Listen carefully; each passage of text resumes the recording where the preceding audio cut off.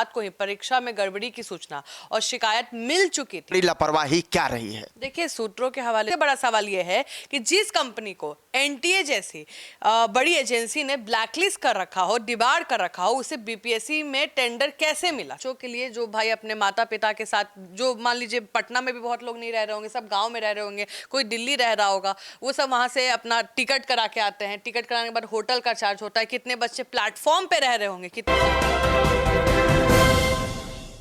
City post live में आपका स्वागत है। मैं हूं रवि। बिहार की सबसे प्रतिष्ठित संस्था बीपीएससी एक बार फिर से सवालों के घेरे में है। 11 लाख अभ्यर्थियों की आंखों में पल रहे सरकारी नौकरी के सपने को सिस्टम की लापरवाही ने एक ही झटके में तोड़ दिया है।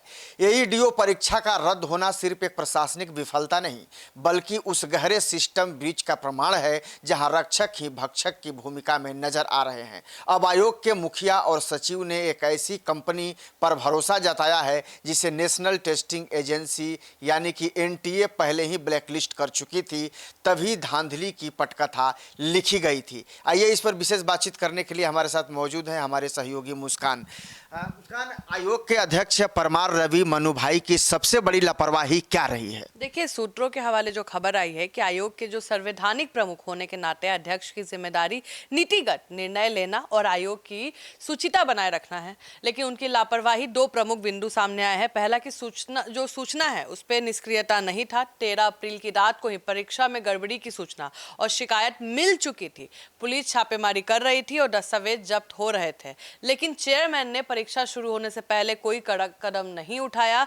दूसरा, आपको बता दें, कंपनी चयन में विफलता आई है, क्योंकि सबसे बड़ा सवाल यह है कि जिस कंपनी को एनटीए जैसी बड़ी एजेंसी ने ब्लैकलिस्ट कर रखा हो, डिबार कर रखा हो, उसे बीपीएससी में टेंडर कैसे मिला? सबसे बड़ा सवाल है, क्योंकि धांधली यहीं से शुरू हो रहा है। अध्यक्ष की निगरानी में होने वाले चयन प्रक्रिया में रेड फ्लैग को नजरअंदाज करना आयोग की कहीं ना कहीं जो ट्रांसपेरेंसी है उस पर कई बड़े सवाल खड़े करता है। बिल्कुल। अब देखिए, परीक्षा नियंत्रक राजेश कुमार सिंह के स्तर पर सुरक्षा व्यवस्था में क्या छेद पाए गए, ये भी एक बड़ा सवाल। बिल्कुल, देखिए, परीक्षा नियंत्रण का काम है एक्सक्लूसिव रोल करना। आप समझिए कि उनकी जो लापरवाही है सीधे तौर पे सुरक्षा मानकों से जुड़ी है। आप समझिए कि एक ब्लूप्रिंट जो होता है या लिस्ट बोल रहे हैं, अप्रूवल लिस्ट जो होता है, वो कहीं ना कहीं अनदेखी की गई। आपको पता है, बायोमेट्रिक एजेंसी एमसाई एडुकेयर, हमने आपको पहले भी बताया था, इनको ही टेंडर दिया गया था। इसने आयोग द्वारा स्वीकृत ऑप्टरों की जगह बाहरी लड़कों को ड्यूटी पर लगाया। आप सोचिए, जो ऑपरेटर होते हैं सबका लिस्ट पहले ही बन जाता है, उनकी वेरिफिकेशन होती है, लेकिन जो एडुकेटर वाली जो एजेंसी है, इसने अपने लड़के को लगाया। यहाँ परीक्षा नियंत्रण के कार्यालय की विफलता है। उन्होंने रियल टाइम में उन ऑपरेटर के परिचय पत्र को सत्यापन नहीं किया। परीक्षा हॉल के अंदर बायोमेट्रिक ऑपरेटर का जो मास्टर्स के इशारे पे बदल जाना, ये दर्शाता है कि स्थानीय प्रशासन और परीक्षा नियंत्रण के बीच समन्वय का पूर्ण अभाव था। हालांकि बाद में उन्होंने 32 अभ्यर्थियों को डिबार करने की सिफारिश की है, लेकिन तब तक नुकसान हो चुका था। लेकिन सवाल यह भी है कि जो सचिव सत्य प्रकाश शर्मा प्रिवेंटिव कंट्रोल बचाव के उपाय में वो कैसे विफल रहे हैं? सचिव तो बड़ी चूक है। बिल्कुल सही बात है कि सचिव आयोग की प्रशासनिक रीढ़ होती है और उनकी भूमिका दो बड़ी खामियां देखी है। एक तो न्यू विजिलेंस की कमी देखी है कि तकनीकी जो एक बड़ा गैप होता है उसके दौरान सचिव और उनकी टीम ये पता लगाने में विफल रही कि संबंधित कंपनी दागी है, जो ये पॉसिबल ही नहीं है। आप सोचिए, एनटीए, आप कोई भी बीपीएससी बहुत बड़ा, आप सोचिए हमारा बिहार का सबसे कठिन और सबसे बड़ा एग्जाम लेने वाला एजेंसी है, कमीशन है, और सोचिए वो अगर किसी को टेंडर दे रहा है, वो कैसे पता नहीं कर पाया कि डिबार्डेड कंपनी है? और सोचिए, कोई भी ब्लैक लिस्टेड होता है तो वो पहले ही पता चल जाता है। किसी भी टेंडर से पहले कंपनी की साख की बारीकी से जांच करनी चाहिए। सचिव की प्राथमिकता यही होनी चाहिए।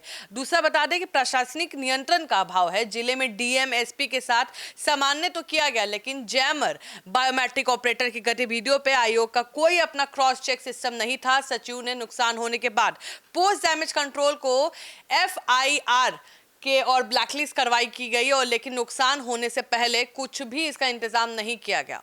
बात तो सही है। और बायोमेट्रिक कंपनी जो एमएसआई एडुकेयर है, उसने कैसे सिस्टम के साथ विश्वासघात किया, यह भी सबसे बड़ा सवाल है। बिल्कुल, देखिए, इस कंपनी को बायोमेट्रिक असिस्टेंट, चेहरे का मिलान, ओएमआर शीट के बारे में कोड स्कैनिंग का महत्वपूर्ण जिम्मेदारी मिली थी। कंपनी की धोखाधड़ी इस प्रकार रही कि साठगांठ और सेटिंग कंपनी ने आयोग की तय सूची को दरकिनार कर, आप सोचिए, मास्टर्स मतलब सेटिंग करने वाले गिरोह के साथ डील की, बाहरी लड़कों को तैनात किया। कंपनी ने अपने योग्य और स्वीकृत स्टाफ की जगह उन बाहरी बिहारी लड़कों को केंद्र के अंदर भेजा जो धांधली करने में मदद कर रहे थे। ये सीधे तौर पे एक संवैधानिक संस्था के साथ धोखाधड़ी और 11 लाख छात्रों के साथ विश्वासघात का मामला है। और परीक्षा के आंकड़े क्या बताते हैं और छात्रों का इसका क्या आर्थिक मानसिक बोझ झेलना पड़ेगा? हमने कल भी परसों भी एक खबर किया था, तो कई अभ्यर्थियों का हमें मैसेज आया, कमेंट आया कि हमारे पैसे खर्च हुए। देखिए, कोई भी अभ्यर्थी, आपको भी पता है, बिहार, यूपी और झारखंड ऐसा राज्य है जहाँ पे दो ही चीज़ होता है, या तो आप सरकारी नौकरी लाइए या तो इंजीनियर डॉक्टर बनाइए, यही ऑप्शन ही रहता है। और सरकारी नौकरी हर परिवार में किसी ना किसी के दिल में ये पनकता है कि हमको सरकारी नौकरी चाहिए। सरकारी नौकरी, आपको भी पता है कि बिहार में कितना इंपॉर्टेंट है, कितना स्टेटस, पावर, इज्जत, सम्मान सब मिलता है, और उसमें खाली आपको ज्ञान की जरूरत है। और बच्चे गरीब परिवार से आते हैं, 100 रुपए की बात नहीं है, 100 रुपए तो चलिए फीस है, हम समझ रहे हैं, लेकिन 100 रुपए आपके लिए आम होगा, हमारे लिए आम होगा, लेकिन बच्चों के लिए, जो भाई अपने माता पिता के साथ, जो मान लीजिए पटना में भी बहुत लोग नहीं रह रहे होंगे, सब गाँव में रह रहे होंगे, कोई दिल्ली रह रहा होगा, वो सब वहाँ से अपना टिकट करा के आते हैं। टिकट कराने के बाद होटल का चार्ज होता है, कितने बच्चे प्लेटफॉर्म पे रह रहे होंगे, कितना खर्चा हो रहा होगा, उनका पढ़ाई का समय गया, उनका पैसा का नुकसान हुआ।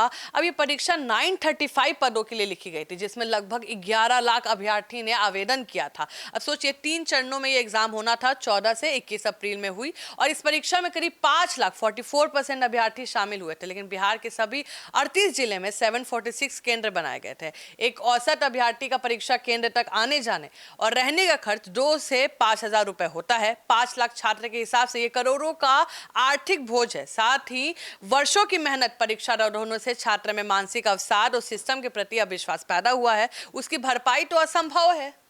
बिल्कुल, ये सब तो बातें हैं, लेकिन अब सबसे बड़ा सवाल ये है कि अब आगे की राह क्या है और आयोग अपनी साख कैसे बचाएगा। आयोग ने भले ही अपनी इसे छवि बचाने के लिए परीक्षा रद्द कर दी हो, लेकिन विश्वास बहाल करना तो एक बहुत बड़ी अब चुनौती बन गई है। देखिए, आयोग ने, सही बात है, बिल्कुल, आयोग ने भले ही अपनी छवि बचाने के लिए परीक्षा रद्द कर दी है, लेकिन विश्वास बहाल करना चुनौतीपूर्ण है और रहेगा भी। देखिए, दोषी कंपनी की बैंक गारंटी जब्त करना काफी नहीं है, इसके मालिकों के आपराधिक मुकदमा चलाना चाहिए। भविष्य में ऐसी गड़बड़ी ना हो, इसके लिए आधार बेस बायोमेट्रिक और सेंट्रलाइज मॉनिटरिंग अनिवार्य होना चाहिए। एक साल की खाली जो टेंडर कंपनी है सिर्फ उसके पास नहीं, सेंटर में भी कंट्रोल होना चाहिए, वहां के एसपी, डीएसपी सबके पास कंट्रोल होना चाहिए। कौन आ रहा है, कैसे आ रहा है, केवल नीचे के कर्मचारियों पर गाज गिरने के बजाय आयोग के शीर्ष अधिकारियों को भी अपनी जिम्मेदारी स्वीकार करनी होगी। जब तक चयन प्रक्रिया में ब्लैकलिस्टेड कंपनी को प्रवेश मिलता रहेगा, तब तक परीक्षाओं की जो सूचिता है वो खतरे में रहेगी और बच्चों का भविष्य भी कहीं ना कहीं खतरे में रहेगा। बिल्कुल, तो एडीओ परीक्षा का रद्द होना बिहार के उन लाखों युवाओं के चेहरों पर तमाचा जैसा है जो तपती धूप में, क्या सिर्फ परीक्षा रद्द कर देना काफी है?